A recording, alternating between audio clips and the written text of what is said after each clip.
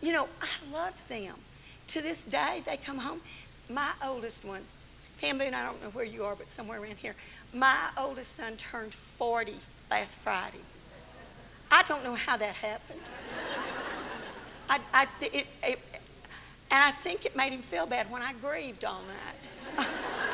I mean, you know, I know. No, you know him. He's just always been so young, but I adored them. I absolutely adored my boys. And when they both went off to college, I grieved. Well, let me tell you about the word grieved. Grieved is a love word. You can't grieve for that which you don't love. And I tell you, when the youngest one left, and I'll never forget, you know what? The house echoed with emptiness. The toilet seat stayed down. Did you know that food has an expiration date on it? I did not know that till they left. The washing machine rusted. And I grieved because I did not know who I was anymore. I had waited up so long. I might go to bed, but I stayed awake and I listened until I heard their car turn into the subdivision. And then I could go to sleep. Well, you know what? That Jeep didn't turn into the subdivision anymore. And then I found out that the kid next door had to be home at 12, so I stayed up till he got home. And then I could go to bed, okay? But what I'm saying to you is that we can't put our source of hope in our children because sometimes they are going to disappoint you. You know, some of you, God love you, you made sure I knew every time mine disappointed me. You felt compelled to share. Which was fine. I mean, it was one of the, and then there was the day, oh, and this happened here. I don't know if you know this, Deidre, but it came out in the newspaper that my oldest son had been arrested for mooning someone. And now, it was only a quarter moon, Deidre. Because he had a broken ankle, and he could not, you know, hoist all of himself. So it was just a quarter moon. But it came out in the newspaper on a Saturday. Now, he gives me permission to tell this because I'm supposed to tell y'all he's never done it again, okay? So, but it came out on a Saturday, and because he had just turned 17, they printed his name and our address in the newspaper. And so it came out on the front page of the Metro section on the Saturday before I was supposed to teach a parenting seminar here at the church. And you know, all you can do when that happens is, number one, pray that no one in Snellville, Georgia can read. Or you can claim what God's word says and confess your faults one to another and pray that you may be healed. Some of you were in the class the day that I taught it, and you remember what I told you, that my husband and I are the imperfect parents of imperfect children. But I made a covenant promise with you that if you would pray for our son and his parents, that when you came to me with a broken heart, I would pray for you and your children. You see, God says don't place your hope in people, because as much as they love you, and as much as they want to be there for you, they can't always be there. Your husband, you realize you don't even speak the same languages, right? Y'all know that. I mean, let me give you an example.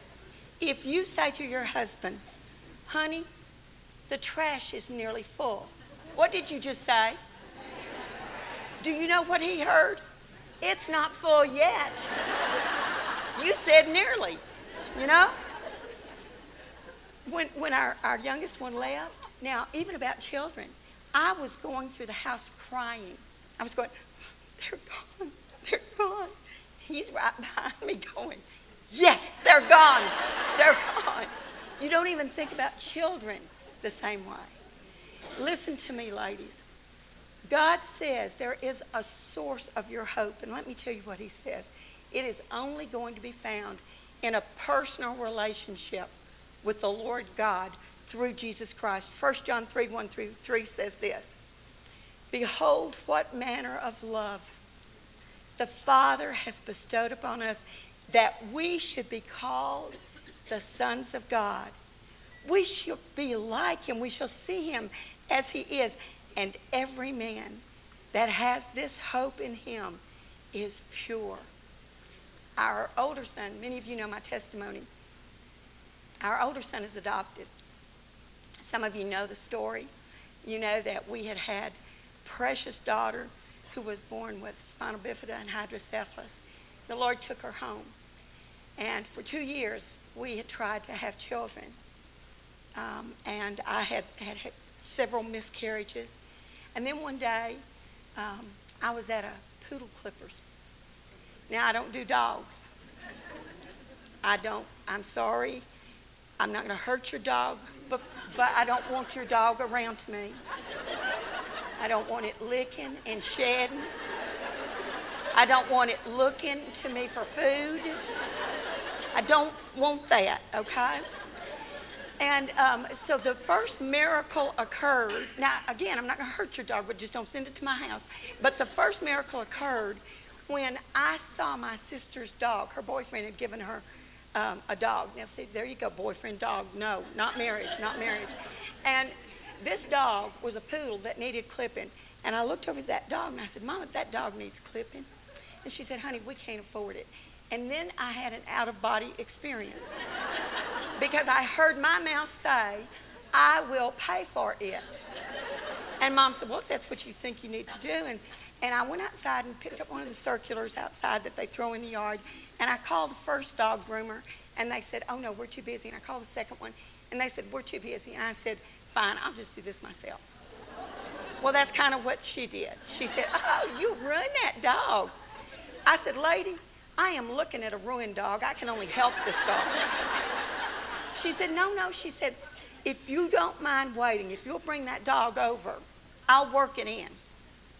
So I said, okay. So when we got there, in my mother's car, not mine, there's a limit, okay? But when we got there, I got out, and she had a little girl who was about the same age our daughter would have been. Beautiful little girl. And I said, she is beautiful. And the lady said, well, she's adopted. Very offhandedly, I said, you know what? Maybe that's what the Lord has for us. You see, ladies, I had found Psalm 37:4, which says, delight yourself in the Lord.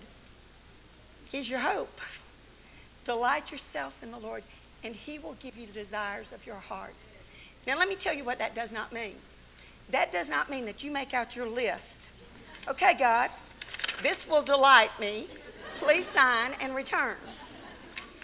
What it means is that you take a blank piece of paper and you say, Lord God, I so delight in you that I am signing the blank piece of paper, and whatever you give me, that's what I want. And I had begun to pray, Father, I want a baby. But Lord, if you don't want me to have a baby, I don't want to want one. But I can't change my heart, Father. So based on your word and your character, Lord God, I ask you to honor your word as I delight in you, and to either give me a baby or change my heart from desiring one. Now I want to tell you, ladies, that's the victorious Christian life. You see, victory is not when you get what you want. Victory is when you want what you get. And so God was so gracious. He knew my heart. And as I sat there and watched that little girl play that day, and as I had said to her, maybe that's what God's got for us. In a little while she said, well, we're supposed to adopt another baby in 6 weeks. And I said, congratulations. And she said, but you know what? I just don't know how I'm going to handle it. She said, my grandmother fell and broke her hip, and I've got to take care of my grandmother, my little girl, the dog business, a new baby. I just don't know how I'm going to handle it. And I said, Well, I don't know your grandmother and I don't want your dog business, but I'll take the baby. You know what, ladies? A little while she said, were you serious about wanting a baby? I said, yes. She called her husband on the telephone. He said, it's up to you. She said, why don't you call yours? Now, my husband is an engineer. Let me tell you, women spend 35,000 words a day. Men spend 15,000 to 18,000. Engineers spend 6. So I called him on the telephone. I said, honey, do you want a baby? He said, where are you? I said, I'm at the poodle clipper. Long story short, that handsome young man that I shared his birthday with last Friday, we picked him up at the hospital on my birthday when he was 5 days old. I want to tell you something, ladies. Our hope is in Jesus Christ, and that he has called us his sons. You know what my son said the other night? I gave him a birthday card, and it said, sweetheart, the most wonderful birthday gift I've ever received was you. You know what he said? He came over and he leaned down. That big old 6'2", 200-pound guy. And he said, Mom, the most precious birthday gift I've ever gotten is that you call me son. I want to tell you, this passage says our hope lies in the fact that Jesus Christ looked down and said, she's mine. And God the Father said, that's my girl. She is now the daughter of the King of Kings and Lord of Lords. You know what? I looked at those girls at Disney World, and my 2 older granddaughters, 5 and 7-year-old, they had a princess experience. And let me tell you, I have got to give Walt Disney credit. I know he's dead and gone, but somebody with his genes knows how to make money. They take those little girls in, and they do their hair, and they spray it in a princess set. They put a tiara on. They put on gloves and a princess dress. They put a little sparkly on their face. And those little girls walk out like this. My 5-year-old had short gloves, and she was carrying her hands like this out in front of her. And I leaned down and I said, Evie, who taught you to walk like that with your gloves? She said, I just knew.